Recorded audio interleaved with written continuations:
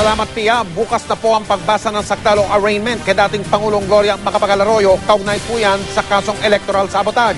Ang Pasay Regional Trial Court nakahanda na, pati na ang seguridad para kay Ginang Arroyo. Nakatutok si Julius Segovia.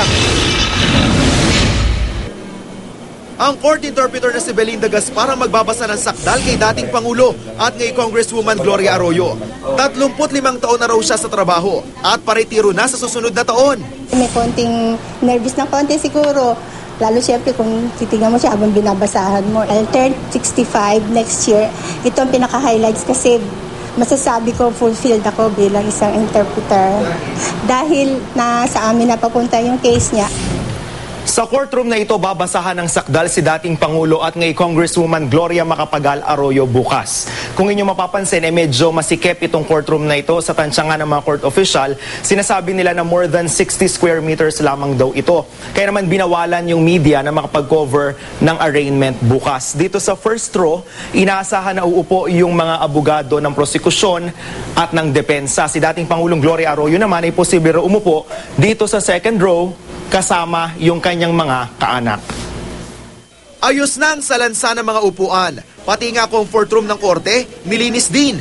Imbes sa March 19, bukas na i-arraign si Arroyo sa kasong electoral sabotage na isinampa sa kanya ng COMELEC DOJ Joint Panel. Nagmotion kasi ang kampo ni Arroyo na maihiwalay siya ng arraignment sa dalawa pang akusadong sina dating election supervisor Lintang Bedol at dating Maguindanao Governor Andalang Patuan Sr. Usaping pang-seguridad ang idinahila ng kampo ng dating Pangulo. Baka raw kasi mahirapan ang mga otoridad sa crowd control kung sama-samang tatlong personalidad sa isang petsa ng arraignment. Bagay na kinatigan ng korte. Isa pa, noon pa raw naghahanda si Arroyo at mga abogado niya sa arraignment.